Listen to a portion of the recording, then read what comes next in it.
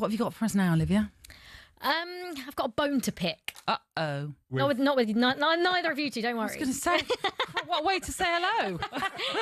No, I've got a bone to pick with Jamie Carragher. Oh, right, go on then. So Jamie Carragher made some comments on Sky at the start of last season saying, I don't know if you remember, he was saying, Chelsea need to stop buying players. That's not an exciting young project. Players need to stop going there.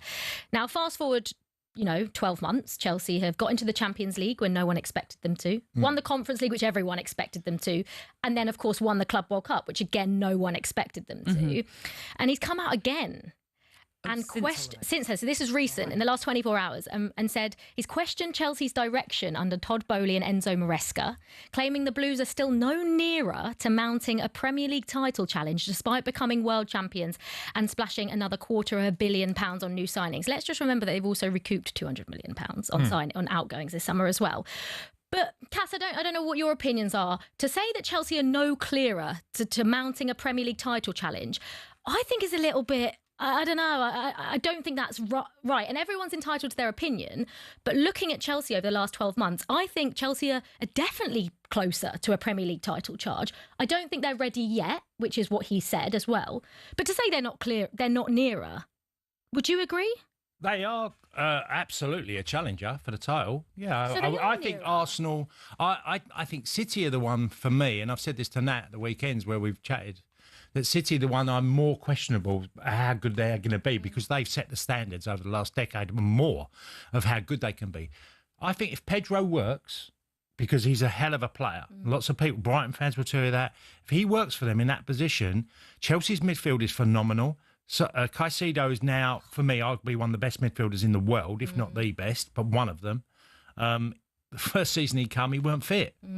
And, when you have these big transfer delays and all the messing around that goes around, I thought Caicedo now is playing the sort of football that puts him in the top bracket of midfielders in the world. Yeah, I agree. And others. And they've got a lot. I think it was interesting when they won the Club World Cup because, again, we talked about this, was the goalkeeper did not try and overplay. And that cost Chelsea quite a lot last year. They weren't good enough to win the league last season. I think they can be challengers this year. I don't see Chelsea outside the top four. Really don't.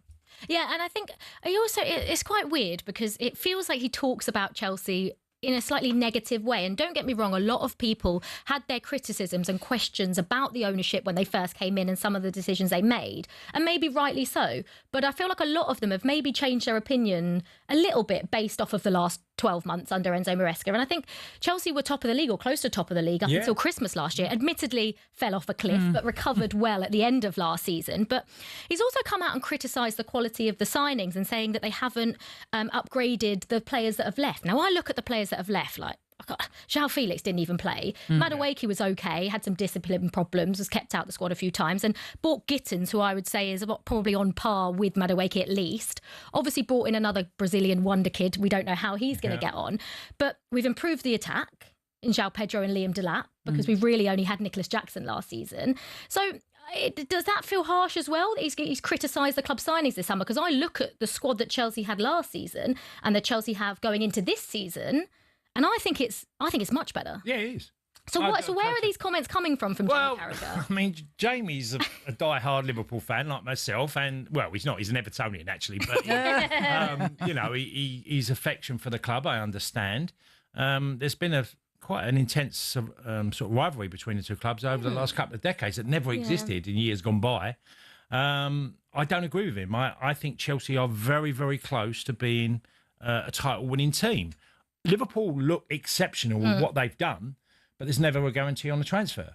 All of them transfers that have come in, I was talking to Andy Townsend, who had been on the shows this week, and we were chatting on Monday, and we were saying how many transfers, big transfers, talking about the ones that haven't worked. And going back as long as the late 70s when Steve Daly will move from Wolves to Man City for a record fee.